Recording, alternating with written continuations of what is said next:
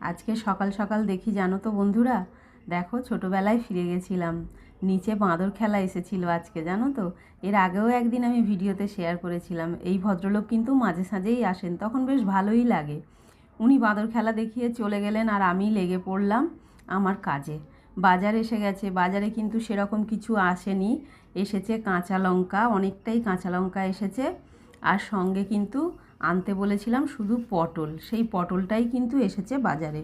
বর্ষার আনাজ তো, রোজই তোমাদের সঙ্গে একই কথা বলি, বর্ষার আনাজ বলে যতটুকু দরকার ততটুকুই নিয়ে আসি। রান্নাবান্নাও বসিয়ে দিয়েছিলাম, কারণ ঘরের কাজগুলো তো গোছাতেই হবে, না গোছালে হবে না। আর সব গিন্নিদেরই শুনতে হয় দিনের শেষে কর্তামশাইয়ের কাছ থেকে যে তুমি সারাদিন কী করলে। সারাদিন যে কত কাজ থাকে সংসারে ওরা কি আর বুঝতে পারে? দুদিন না থাকলে তখন বুঝতে পারে। রান্নাবান্না সেরে নিয়েছি। এখানে দেখো ভাজা করব বলে মেখেছিলাম, এই যে ভাজাটাও করে নিচ্ছি।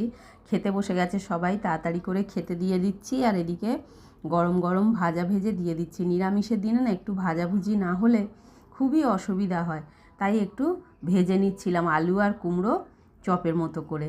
যাই হোক, তারপরে সবাইকে দেখো খেতে দিয়ে দিয়েছি। এরপরে কিন্তু আমার ভাত বেড়ে নিচ্ছি, বোনপোকেও খেতে দিয়ে দিয়েছি।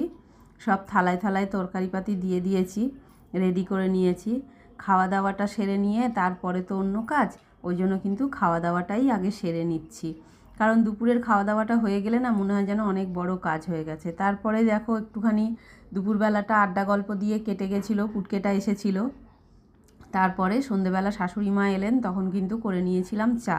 শাশুড়ি মা সাধারণত তখন খেতে চান না, ছেলে এলেই খেতে চান, কিন্তু আজকে না অনেক দিন পরে আমার সন্ধেবেলা চা খেতে ইচ্ছা করছিল, তাই জন্যে কিন্তু চাটা করে নিয়েছিলাম। চাটা খেয়ে আবারও কাজে লেগে পড়েছি, কারণ হচ্ছে কাজ না করলে এগোবে না কাজ, আবার সেই একই কথা শুনতে হবে যে সারাদিন কি করলে। তাই কিন্তু রাতের রান্নার জোগাড় করে নিচ্ছি।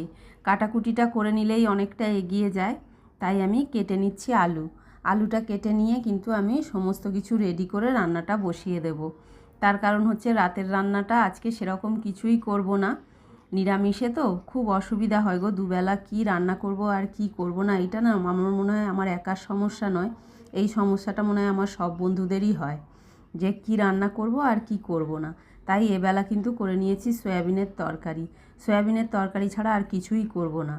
বন্ধুরা, আমার ভিডিওগুলো যদি তোমাদের ভালো লেগে থাকে অবশ্যই লাইক শেয়ার কমেন্ট করো, আর যারা ইউটিউব থেকে দেখো তারা কিন্তু সাবস্ক্রাইব করে দিও।